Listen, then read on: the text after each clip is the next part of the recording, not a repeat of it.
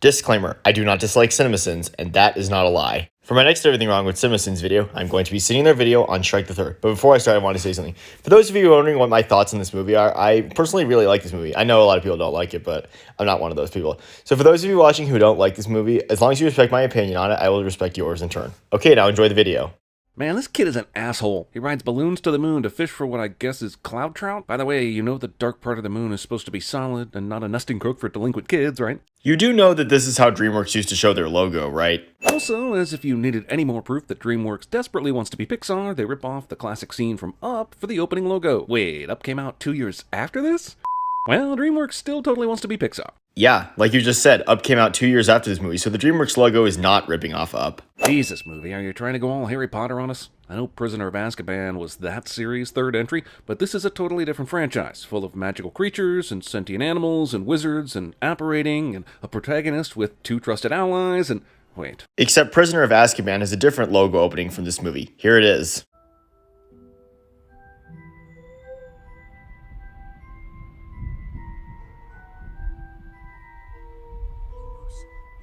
This is worse than love letters. I hate dinner theater. Then why the f*** are you even here? Doesn't look like anyone at your table is excited to be here, so it's not like you got dragged in against your will. I think it's because Shrek is featured in this play, because when the actor playing Shrek comes on stage, everyone in the audience starts cheering. Do you mind? Do you mind? Boring! Gingerbread Man would go on to transform into a different magical creature, Twitter troll. Okay, so how is that a sin? Oh yeah, remember that storyline about the fairy godmother in the last movie?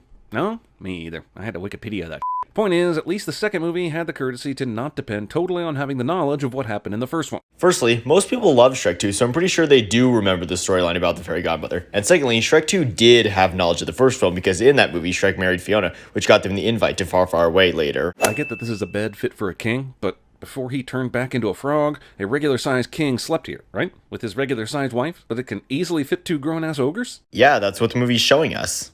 Oh, morning breath. I know. Isn't it wonderful? I'm glad that the Shrek franchise basically became the Addams Family over time. Haha, everything that is terrible to us is wonderful to them. Another case of Jeremy giving a sin to something that he likes. Nice try, movie, but no matter how cute you try and make these dragon donkey babies, I'm always going to remember that they're a crossbred, unholy abomination against God and man. That is your opinion on the Dronkies, which, like I've said before, is not a problem with this movie, and I'll give out my award here. The movie somehow misses the chance to do something completely on-brand and truthful by not calling this Shrek the Third. Yeah, that is a nickname people have given this movie, but that's based on their opinion, and like I just said, an opinion is not a sin. Also, what happened to the sin count? It was previously at 10, then it jumped to 1 instead of 11. I'm not going to play this song for a number of reasons, but just trust me. It's Royal Pain by the Eels, which is a great song by an awesome band. So I continue to wonder how the Shrek franchise can be so good at musicking while being so terrible at movieing. To you, this franchise may be terrible at movieing, but a lot of people don't think that about these movies. And I know a lot of people don't like this movie, but this is the usual rating people give this movie, which means neither good nor bad. Damn, movie, you've already ripped off Holy Grail with the coconuts and Dumb and Dumber with the toenail grinder in the first 5 minutes. You do know the difference between homage and outright theft, right? No?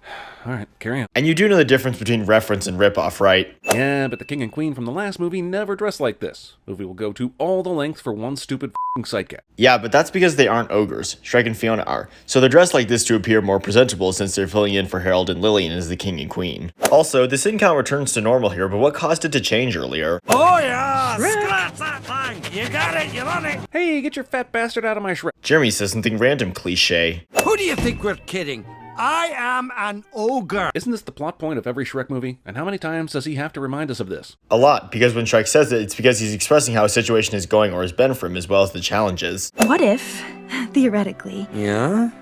they were little ogre feet? Damn, if this movie takes a hard left into ogre porn, I gotta say, I'd be much more on board. Jeremy makes an inappropriate comment, cliche. Wait, Shrek has nipples? Like, has he always had nipples? And I've just never noticed it? And even so, what are they for? I haven't had this many questions about unnecessary nipples since Batman and Robin. Yes, he's always had nipples, and the reason for them being there is because he, like the other characters, has human characteristics. Don't forget to pay the gardener, Lillian. For explaining. What is Harold explaining here? He's just giving Lillian a reminder to pay their gardener. I am proud to call you my son. And I'm proud to call you my frog king dad-in-law. Oh, Shrek, never change. You had Farquaad in the first movie, and you crazy comic dispensers have cracked up all the censors with this double entendre. Well, like I've said before, animated movies have jokes meant for the adults, which was something the first movie had a lot of. The frog king is dead.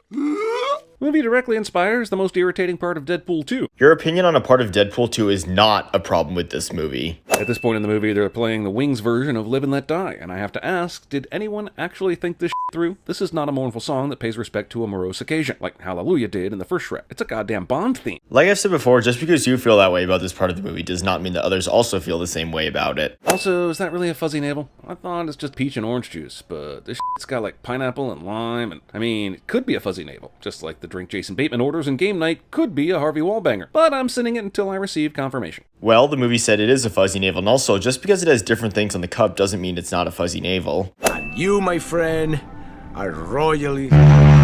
What? Screwed? Is that any worse than the Frog King thing this movie got away with earlier? Actually, it was gonna be this. A movie that barely scratches feature length has time for an extended dream sequence. Well, yeah, Shrek's worried he won't be a good father, and this dream is supposed to express his feelings. Better out than in, I always say. Yes, you do, in every f***ing Shrek movie. And that's because it's a running gag in these movies. How did Shrek even know where to go? Harold only got out Arthur's name before he croaked, and it didn't even seem like Lillian knew he existed. Where are you getting that Lillian didn't know Artie existed? He's Fiona's cousin, so of course she knows he exists. Bro, don't burn all my frankincense and myrrh. Yes, at least one of the screenwriters fought tooth and bong to keep this f***ing stoner joke in the script. Congratulations, guy who wrote Caddyshack 2 and Wild Wild West. See Sin 129. Then I was all like, I'd rather get the Black Plague and lock myself in an Iron Maiden than go out with you. Lines like this illustrate why movies like Shrek should stay at 1 or 2 chapters, because every single time the dialogue peppers medieval references into modern lingo, it begins to pile up and become stale. Like I said before, just because you feel that way about it does not mean that others feel the same way. Man, this movie's so derivative of other movies that I totally believe that horse just got hit by a golf ball. The horse wasn't hit by a golf ball, it ran away because it was startled. Thank you to Professor Primbottom and his invigorating lecture on how to just say nay. I mean, do you see what I mean? They got a million of them, folks. Okay, so how is that a sin? Artie a king? More like the mayor of Loserville. Geez, even when the movie appears to try to be self-aware, it's so stupid you think it might actually be serious. I think that the movie is being self-aware because Lancelot is being characterized as a bully who picks on Artie. It's for the poopies. Wait, babies poop? Everyone poops, beauty. I'm adding 100 sins for the poop jokes and the anachronistic way people talk in this movie. It's goddamn nauseating. I know the humor was something people didn't like about this movie, but like I said, not everyone feels the same way about something. No way Dragon saw these assholes approaching, especially since we've seen how shitty she is at guarding castles in the previous movies. But the movie showed that she did, so I don't see how this is a sin.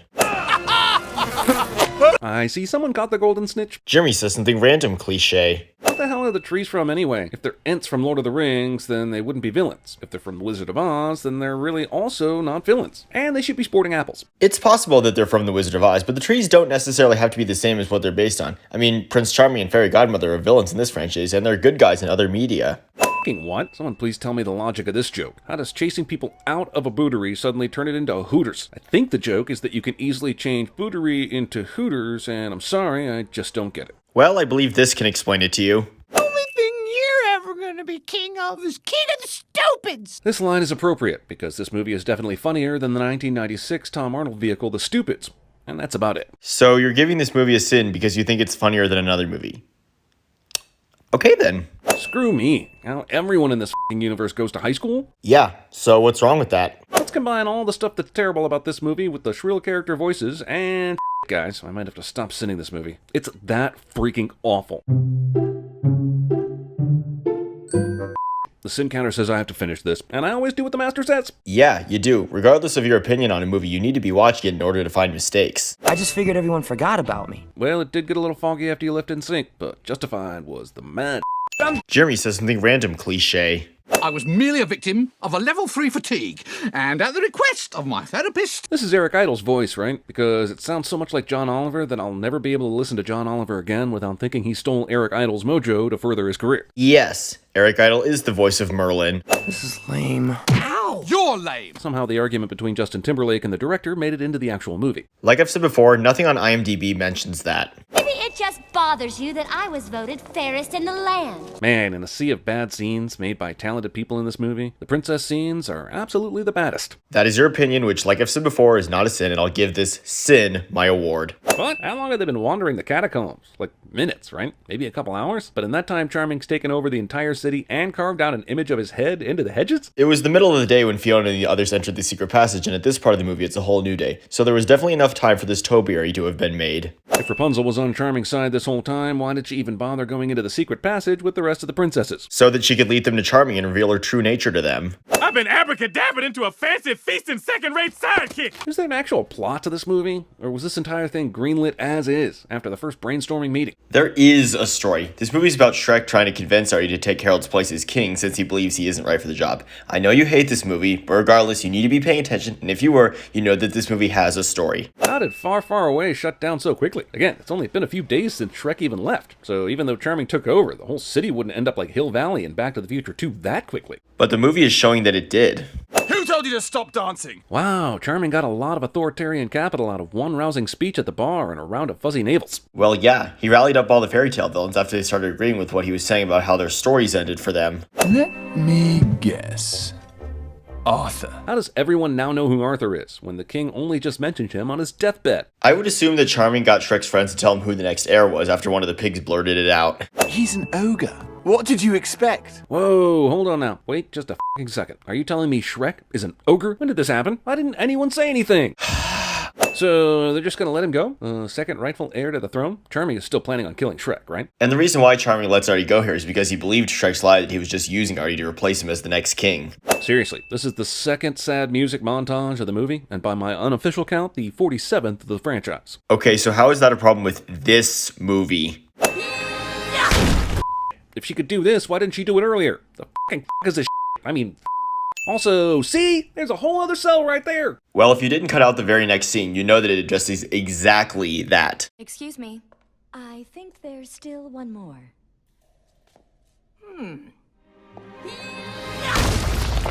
Who would have thought a monster like me deserves something as special as you? Guys, does anyone feel that?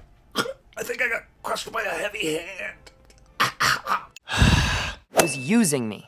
That's all there is to it. Shrek only said those things to protect you. This is one of the only times when saying something or not saying something in order to protect you is actually used correctly. Okay, so how is that a sin? So after Prince Charming became king, he still wanted to put on this stupid play about beating Shrek, like he did at the beginning of the movie, when he was clearly at his lowest point? Why not just be king? Not like he even knew Shrek was in line to be the heir. The f*** is this movie? Charming did know that Shrek was next in line to be king based on the newspaper that hit him in the face at the beginning of the movie. Because of that, Charming isn't technically the king because he needs to kill Shrek so that he can officially become the next king. Come on, man, pay attention. You're about to enter a world of pain with which you are not familiar. Really wish they'd given this warning at the beginning of the movie. And the reason why we didn't is because Charming's show at the beginning of the movie wasn't a musical show. Just like every Shrek movie, the dragon comes in to ex machina the proceedings. Feel like they could just take this dragon anywhere and no one would ever f*** with them during their stupid schemes, but who am I to judge? But this rescue isn't a deus ex machina because all of Shrek's friends were already planning to rescue him from Charming. I'm not even mad about the stupid poop joke. I'm just sad that everyone f***ing does this joke, and it's neither funny nor clever, no matter what character is doing it. Like I said earlier, that is your opinion, which is not a sin, and this will also be getting my award. The thing that matters most is what you think of yourself. Is anyone buying this? Is this speech really going to turn the tide here? God damn it. And since you just showed that Artie's speech does turn the tide here, how is this a sin? I have something much more important in mind. What? So Shrek's cool with the fatherhood now? He just faced down an asshole that wanted to kill him and let Artie take over as king, and nothing about that would prepare him for having a kid. Well, Shrek's adventure with Artie has helped him decide that he's ready to become a father, and ironically, you even said that yourself. Guy who will soon be a father learns fathering with the surrogate son during an adventure cliche. Where's the baby? I guess everyone thought this guy was going to be such a hit that the filmmakers gave him another scene at the end. That's too bad. I was kind of hoping they forgot about him. Well, sorry it didn't go the way you wanted, man. And here's the end result, everybody. The sin total was 232, and the sentence will be royal pain. Thank you for watching, everybody, and have a nice day.